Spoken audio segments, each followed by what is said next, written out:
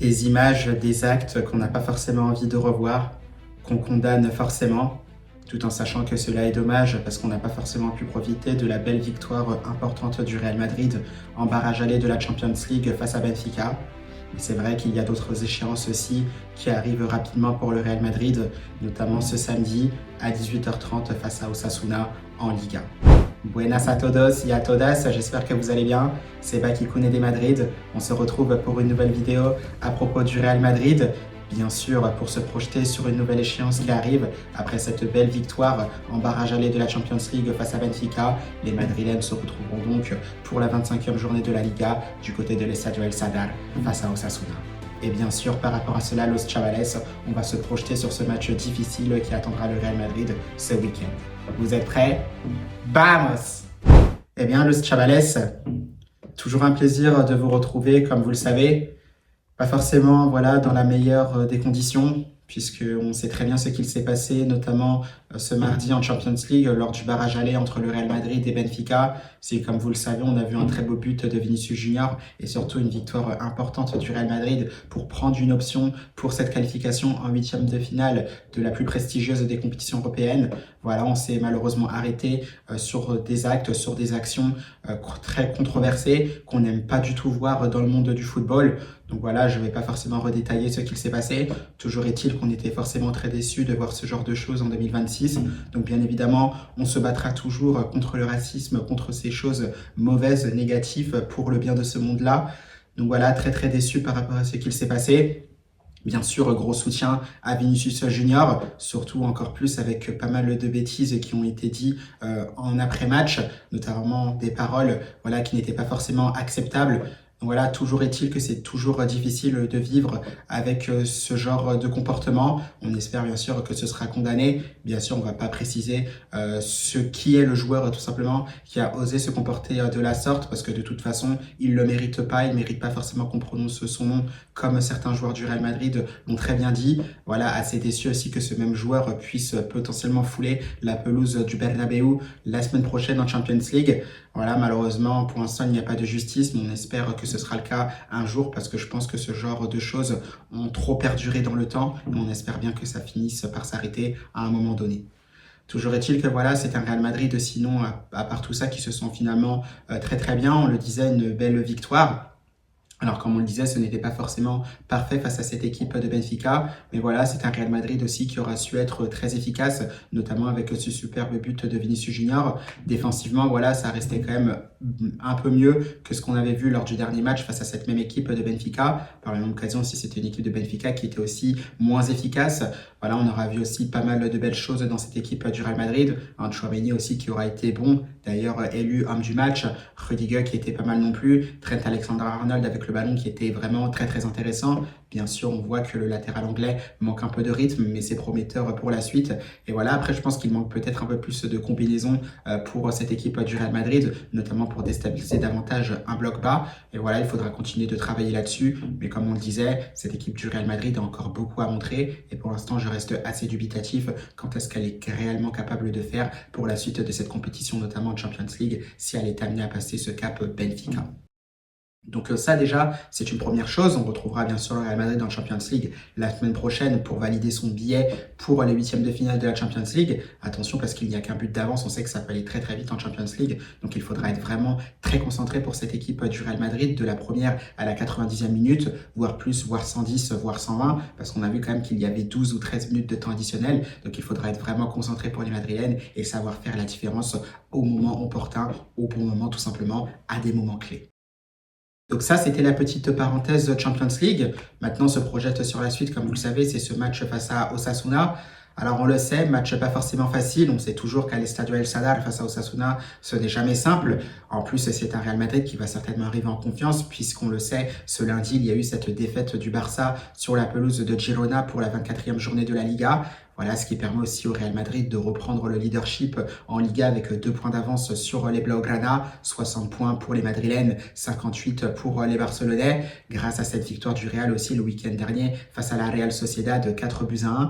Donc voilà, c'est un Real Madrid qui a fait le job. On le sait, on s'y attendait pas forcément, tant ça semblait compliqué ces derniers temps. On le sait avec ces départs de Xabi Alonso, il y a eu cette défaite aussi en Supercopa d'España, un Real Madrid qui n'était pas forcément convaincant, une élimination précoce aussi en Copa del Rey, donc voilà, tout ça semblait compliqué, une défaite aussi humiliante face à Benfica lors de la dernière journée de la Champions League, nous privant d'une qualification directe pour les huitièmes de finale. Donc voilà, on sait qu'il fallait rester calme, il fallait rester tout simplement méfiant par rapport à cette équipe du Real Madrid quant à savoir ce qu'elle serait capable de faire par la suite. Et finalement, on voit que sur certains moments, c'est une équipe qui peut être un peu plus solidaire. On l'avait déjà vu avec les épisodes des sifflets lors du match face à Levante juste après la Supercopa d'España. Avec l'incident Vinicius aussi, j'ai l'impression que ça soude davantage cette équipe, notamment autour de l'international Ori Verde. Donc à voir ce que le Real Madrid sera capable de faire, parce qu'il faudra être aussi solide du côté de l'Estadio El Sadar, comme on le disait. Osasuna, prochain adversaire du Real Madrid. On le sait, l'année dernière déjà, ça a été très compliqué pour les joueurs du Real Madrid dans ce même Estadio El Sadar. Pareil aussi quand ils avaient été champions d'Espagne lors de la saison 2023-2024. C'est vrai que ce n'était pas forcément facile. Il fallait aussi se reposer sur des exploits de Vinicius Junior notamment. Donc on le sait, pas facile, tout en sachant que cette équipe d'Osasuna a des bons joueurs également. On le sait, tu peux avoir bien sûr Budimir qui est une valeur sûre de la Liga, qui n'est plus à présenter, qui pose toujours problème aux défenses de par son profil, toujours perturbant l'attaque en croix. Donc à voir, il sera évidemment à surveiller, surtout quand on sait que le Real Madrid par moment fait preuve d'énormément de passivité dans sa surface de réparation. Donc à voir ce qu'il se passera de ce côté-là. Tu as aussi des joueurs par exemple comme Aymar qui sont très intéressants, à l'aise techniquement, surtout quand ça joue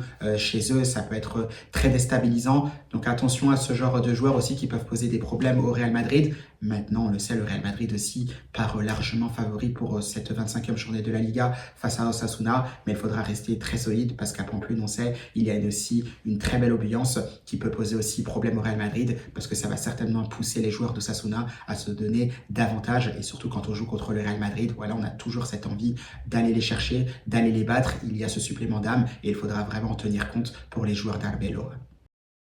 Donc ça, bien sûr, voilà pour ce match, ce qu'on peut attendre de cette équipe d'Osasuna. Maintenant, tu as le Real Madrid qui est là, qui a commencé à récupérer des joueurs. On sait bien sûr que Militão, Rodrigo Goes et Bellingham sont toujours absents. Mais voilà, c'est un Real Madrid qui a toujours de la matière, qui a toujours un effectif assez fourni, déjà devant, parce que tu peux compter évidemment sur Mbappé et Vinicius Junior, qui eux ne sont plus à présenter, qui sont en totale confiance. Le Français, meilleur buteur de la Liga, meilleur buteur de Champions League, un Vinicius Junior quand même qui reste sur 7 buts sur les 6 derniers matchs. Voilà, ce qui est quand même assez incroyable, notamment aussi depuis cette arrivée d'Arbeloa. On sent que le coach espagnol a une éternelle confiance en Vinicius Junior, et Vinicius Junior au niveau de ses performances le lui rend bien, parce que déjà beaucoup plus efficace dans ses prises de décision, beaucoup plus efficace dans les 1 contre 1, beaucoup plus efficace dans la finition, là où ça semblait aussi un peu plus difficile avec Xabi Alonso. Donc ça, c'est une bonne chose aussi de retrouver un Vinicius Junior destructeur tout simplement, capable de créer des brèches, capable de créer des décalages à partir de rien du tout. Ça, c'est une bonne chose quand on rajoute aussi la finition d'un Kylian Mbappé qui peut être chirurgical, même si le Français, c'est vrai, était peut-être un manque de réussite face à Benfica en Champions League. Voilà, ça reste une menace permanente et il sera aussi capable de faire cette différence face à Osasuna. Le Real Madrid en aura bien sûr besoin parce que voilà, il faudra maintenir cette place de leader en Liga. Sinon, voilà, après, tu as des bonnes choses. Bien sûr, on parlait de Trent Alexander-Arnold. Moi, c'est vrai que j'avais opté pour cette option. J'en ai parlé d'ailleurs sur mes contenus un peu plus courts, sur mes chaînes Instagram, TikTok, Facebook ou encore YouTube en short. Est-ce qu'on pourrait voir aussi le latéral anglais au milieu de terrain? Parce qu'on l'a vu notamment à son avantage par moment face à Benfica, notamment quand il a le ballon dans les pieds, parce que je pense que c'est peut-être l'un des plus à l'aise pour ressortir le ballon de derrière. Alors, est-ce qu'on pourrait le voir au milieu de terrain? C'est quelque chose de possible. Alors, c'est vrai, face à de plus grosses équipes, ça peut sembler compliqué. Il faudrait voir ce que ça peut donner potentiellement déjà face à des équipes qui sont largement à la portée du Real Madrid. C'est vrai que contre Osasuna, ça peut être possible, mais à l'extérieur, à El Sadar, il faudra faire attention parce que cette équipe d'Osasuna mettra énormément d'intensité. Et quand on sait aussi qu'Alexander Arnold manque encore de conditions physiques, il a encore besoin de récupérer du rythme, il faudrait voir ce que ça donne. Mais dans un milieu de terrain, aux côtés de Güler, qui justement, lui, un peu plus haut, avec ses passes qui cassent les lignes de Trent Alexander-Arnold, ça peut être intéressant parce que la qualité de dernière passe du Turc est tout simplement très intéressante. Donc là-dessus, un Trent Alexander-Arnold un peu plus bas au milieu de terrain, aux côtés de Tchouaméni et aux côtés, pourquoi pas, d'un Camavinga ou d'un Valverde. Ça, je pense que ça peut être intéressant à voir si c'est quelque chose qui pourrait être tenté à l'avenir. Donc voilà pour le cas Trent Alexander-Arnold qui revient plutôt bien. On sent qu'il commence à récupérer du rythme. Bien sûr, la crainte, c'est qu'il ne se blesse pas. Bien sûr, quand il est là, voilà, il y a cette qualité de passe. On l'a déjà vu face à la Real Sociedad. Il a réussi à trouver des lignes de passe lumineuses, notamment face à Benfica aussi. Donc ça reste intéressant. J'ai hâte de voir qu'il monte en puissance, tout comme cette équipe du Real Madrid aussi, c'est possible. Parce qu'on le sait, tout est possible sur cette fin de saison pour le club madrilène. Donc voilà, intéressant, c'était vraiment les deux joueurs sur lesquels je voulais notamment faire un petit point, Vinicius Junior et Trent Alexander-Arnold. Alors bien sûr, à partir de ça, tu as aussi Thibaut Courtois, voilà, qui n'est plus à présenter, qui sera certainement l'homme déterminant pour que le Real Madrid puisse gagner des titres, parce qu'on le sait, il y a toujours ces difficultés avec un Real Madrid qui est exposé assez facilement défensivement, et voilà, les parades décisives de Thibaut Courtois sont très très importantes. Et je me dis que s'il n'était pas là, qu'est-ce qui se passerait pour le Real Madrid? Je pense qu'il y aurait certainement beaucoup plus de buts concédés. Peut-être que au moment où on parle, voilà, le Real Madrid ne serait pas forcément leader de la Liga. Donc voilà, c'est un Thibaut Courtois très très important et il sera mis aussi à forte contribution à El Sadar face à Osasuna. Donc voilà, Chabalès, c'était à peu près les trois joueurs sur lesquels je voulais faire un peu une petite fixette.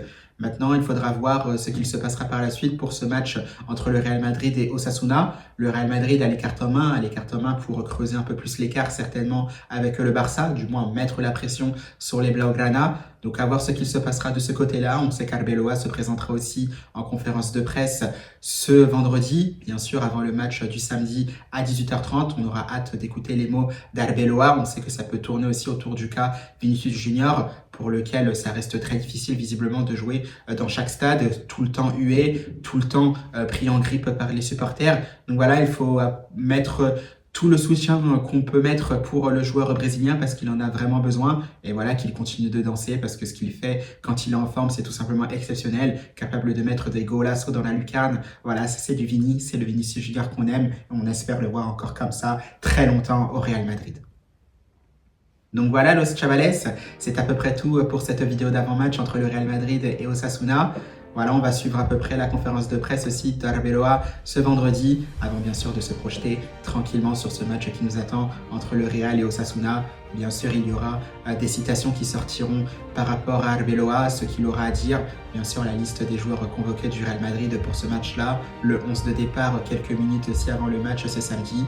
Et tout ce qu'on espère, c'est évidemment une victoire du Real Madrid pour cette 25e journée de la Liga face à Osasuna, synonyme de maintien de position pour ce leadership en Liga.